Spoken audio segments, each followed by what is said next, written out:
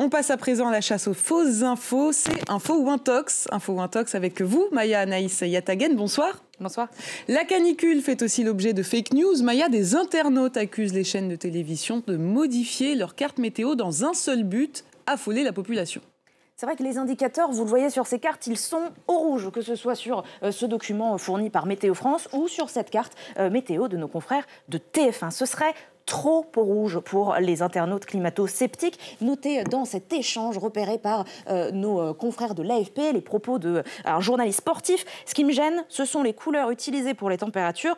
23 degrés à Lille, on est rouge-brun. Les mêmes températures il y a 20 ans, ce n'étaient pas ces couleurs-là. Des propos qui sont immédiatement validés par un député macroniste des Français de l'étranger qui confirme, selon lui, que les couleurs s'assombriraient d'une année sur l'autre pour les mêmes températures. Cet autre internaute va se lamenter qu'après le rouge hystérique, eh bien, les cartes passeraient carrément au noir, et vous avez un internaute à droite qui dit que quelle serait la prochaine étape, carrément passer aux effets spéciaux pour cette propagande donc sur le climat. Problème, vous l'avez peut-être déjà reconnu car elle était assez virale, cette carte, elle n'a absolument rien à voir, elle montrait plutôt les écarts de température là où il y avait une pression atmosphérique à environ 1500 mètres d'altitude, donc rien à voir avec la canicule du moment, et en plus, dernier détail important, vous voyez ici la date, c'est 2024.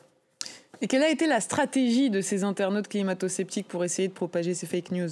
Eh bien, ils ont essayé de remonter les archives pour prouver à quel point est-ce que les cartes d'avant n'étaient pas les mêmes qu'aujourd'hui. Prenez cet exemple, une carte météo, effectivement, qui daterait de 1983, et on peut retrouver cet extrait météo dans les archives de l'INA. Mais à l'époque, c'est-à-dire quand même il y a 40 ans, on n'avait pas le même fond des cartes météo. C'était un fond uni, ce que vous voyez un peu plus foncé, en fait, c'était des chaînes montagneuses, et puis quand on voulait bouger les températures, c'était des magnets que la présentatrice bouge au fur et à mesure. Donc, ça, forcément, ça ne veut pas dire que vous avez des cartes de différentes couleurs avec des écarts de température rouge. Vous avez un deuxième exemple. Ici, sur TikTok, une vidéo likée plus de 88 000 fois. Cet internaute, il prend deux exemples. Il dit que la carte de gauche, c'était la météo il y a une dizaine d'années, et que la carte de droite, c'est la météo de la canicule en ce moment. Si la carte de droite, c'est bien une carte de BFM TV de juin dernier, autant la carte de gauche, vous l'avez peut-être reconnue, car là aussi, elle était assez virale. C'était le faux bulletin météo créé par Evelyne Delia, donc la présentatrice météo de TF1, qui voulait alerter justement sur un jour d'été en 2050, c'était en 2014, donc sur un jour d'été en 2050, si jamais rien n'était fait pour enrayer le réchauffement climatique largement d'origine humaine. Maya, dites-nous, comment est-ce que les chaînes de télé fabriquent leurs cartes météo? Eh bien, déjà, il n'y a pas de charte graphique unifiée entre les différentes chaînes de télévision, ne serait-ce que, par exemple, dans le périmètre francophone. Elles sont toutes à peu près d'accord que bleu c'est froid, rouge c'est chaud, jusque-là ok.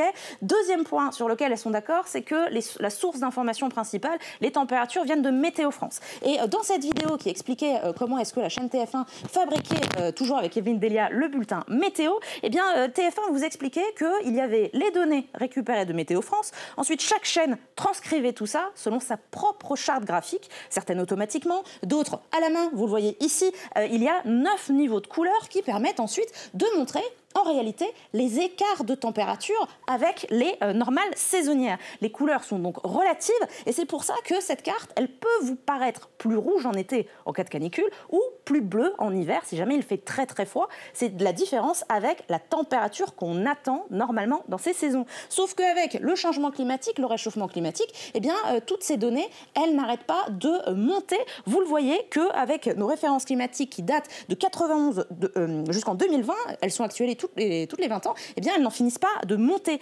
Le météorologue Guillaume Séchet est parti vérifier, encore une fois, si jamais les internautes climato-sceptiques disaient n'importe quoi, et c'est effectivement le cas.